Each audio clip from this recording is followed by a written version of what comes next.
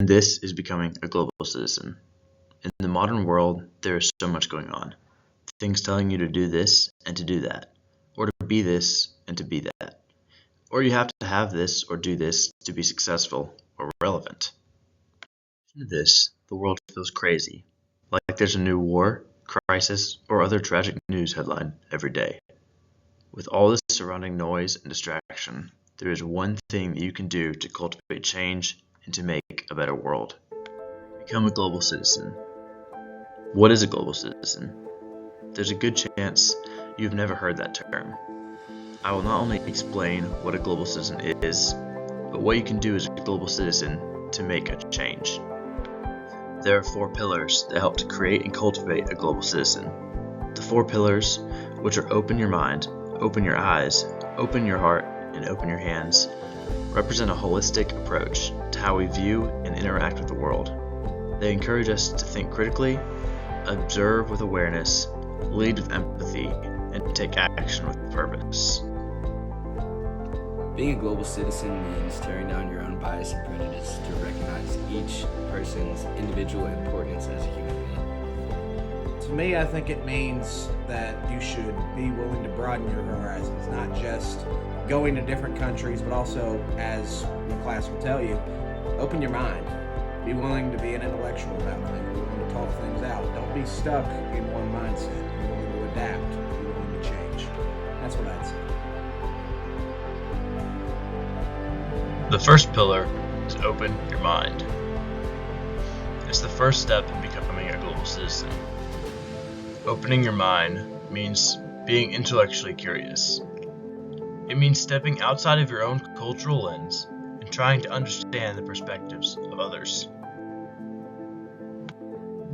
It's asking questions instead of assuming. It's being willing to admit you don't know everything. Because the second we practice humility and see our own shortcomings and incapabilities, we are ready to learn how to open our mind up to different unsureties. Coming into college, I was fairly set in my ways. I viewed the world through the cultural lens of the people I had grown up around. It was centered around my community and my country. When I learned to open my mind, I began to deconstruct the stereotypes I had of other nations and other peoples. I changed my lens from viewing the world from the narrow viewpoint of my country to an international lens. Everyone is different in some way. Everyone has something unique to offer. If you just judge people based on where they are from or the group they associate with, you miss out on getting to know them as their own individual. Opening your mind means asking, listening, and staying curious, especially when things are unfamiliar. I believe that being a global citizen means to essentially open up your eyes, to not just focus on your own problems and the bubble that you live in, but to look outside yourself and see the world as a whole. To be aware of the issues that we have all over the world and to be willing enough to open your eyes and acknowledge the problems that we have and to be conscious of the choices that we make. Part of being a global citizen is opening your eyes to the world around you. It is being aware of the realities of the world, the good and the bad. It's looking past your comfort into the uncomfort of others. The second pillar of becoming a global citizen is opening your eyes. Opening your eyes is choosing to look past your comfortable bubble and to view the world as it is, to see the realities of the world, the struggle, the suffering, and the hardships that people around the world face. It's easy to ignore the hardships faced by others because it makes us uncomfortable to know that we may be able to do something to help others because it requires sacrifice. It is uncomfortable because it's hard, but that is exactly what we should be doing. Our duty is to sacrifice our time, our pleasure, and our comforts if need be, in order to help others. As a global citizen, you don't ignore the outside world and stay in your own comfort, but instead, you're aware of what is happening and you stay attentive, even when it's uncomfortable or difficult to do so. Being a global citizen is the belief that individuals are members of the world primarily rather than their own cultural and locational citizenship. So seeing those for more than just where they're from and their background and as as a person of the world. Being a global citizen to me, I think that means to be able to respect people of different cultures and to look past the minute differences that we may have and just recognize that everybody is a citizen of this world. And we should treat others with kindness and fairness. Just be one with them. Open your heart is the third pillar of becoming a global citizen. Opening your heart is about caring about others. Not just those you know, but the people on the other side of the world too. It's about being filled with joy and success that helps those in need, and being hurt when others are hurt. It's about having empathy for others, in the good and in the bad. It's easy to feel overwhelmed by the scale of problems in the world, but being a global citizen doesn't mean solving all those problems alone. It means choosing to care. Choosing to care is such a simple choice, but it makes a huge difference to how you view the world and the people in it. Real progress is only made by those who care. Opening your heart requires you to put yourself in someone else's shoes, someone you may not even know. But regardless of whether you know them or whether they live on the other side of the world, you have empathy on them no matter what. A global citizen is someone who embraces diverse cultures and learn to live in harmony with people from different backgrounds. Being a global citizen is to take action to make a difference. It is using empathy and acting on it. It is about opening your hands to others to make our communities and the world as a whole better. After you have opened your heart, the final step is to open your hands. Opening your hands is acting.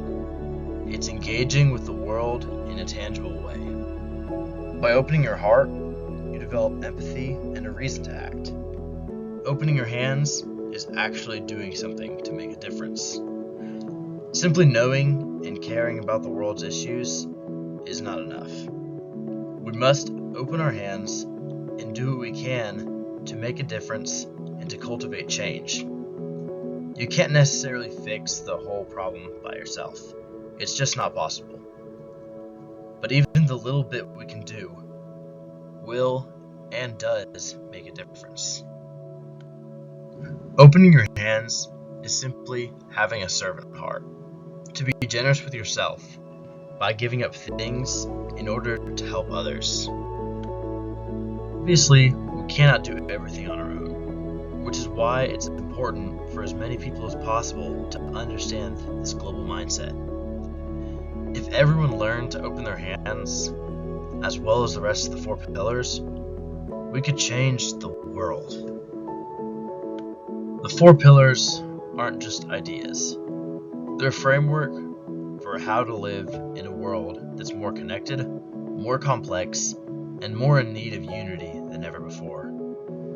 They're all equally important and vital to become and to remain a global citizen. A house cannot stand without its 4 corners, and you can't be a global citizen without the 4 pillars.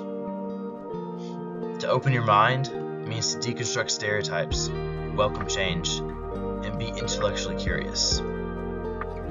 To open your eyes means to view the whole world, to face discomfort, and to see others no matter where they may be. To open your heart means to do more than just see. It's to have empathy, and it's to care for all others, regardless of whether you know them or not. Finally, opening your hands is to act on what you see. It's to act on your open heart. By doing that, you're a servant, and it may require you to give up your comforts. Part of being a global citizen is having a global mindset. The global mindset is made up of 3 types of capital: social capital, psychological capital, and intellectual capital. The global mindset is something that will help you as not only a global citizen, but as a human being in general. first type of capital that we will be discussing is social capital. Mark Gerson explains social capital as possessing the behavioral flexibility and discipline to act appropriately. Social capital is the ability to converse and build relationships in any setting, whether it's familiar, unfamiliar, or even international settings.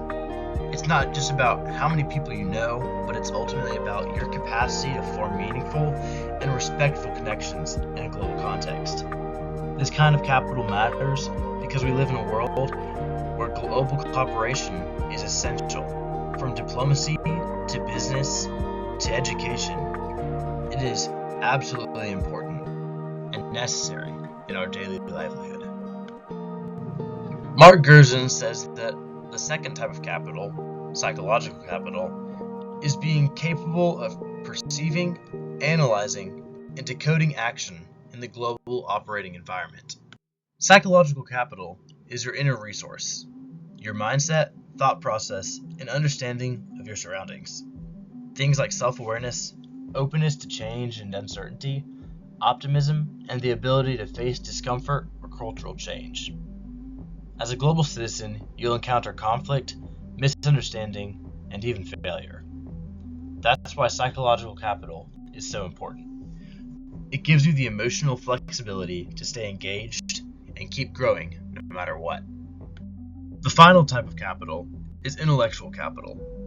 Mark Gerson defines this as accurately identifying effective managerial action in the global operating environment. Intellectual capital is your knowledge and cognitive skill set. It's your ability to understand global systems and think critically about complex issues. This means understanding worldviews that differ from your own. It means having knowledge of global issues such as poverty, migration, justice, and trade, and connecting local actions to global outcomes. It is what helps you to not just see the world, but to make sense of it. Intellectual capital is ultimately what helps us to keep an open mind. Without it, it's easy to fall into stereotypes, generalizations, and shallow thinking. With intellectual capital, you can think for yourself while keeping an open mind. You can understand the world and many of its complexities for yourself. Similarly to the four pillars, social, psychological, and intellectual mindsets are not meant to be practiced individually, but as a whole. You need all three in order to function properly.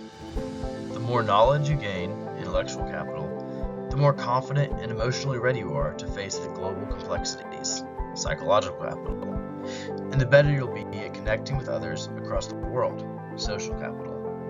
They all work together, and with them, you become a more rounded person and a better global citizen.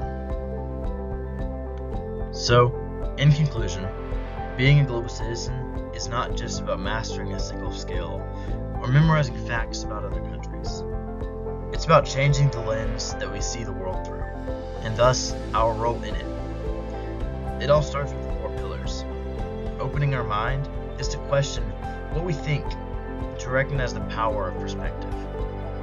Opening our eyes is to begin seeing the bigger picture, the injustices, the beauty, and the interconnectedness that we all share.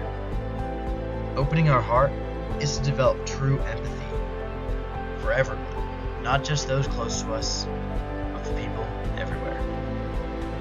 And opening our hands is to step out of ignorance and into action. It's to do something with what we know and with how we feel. But this foundation needs to be supported by the three parts of the global mindset.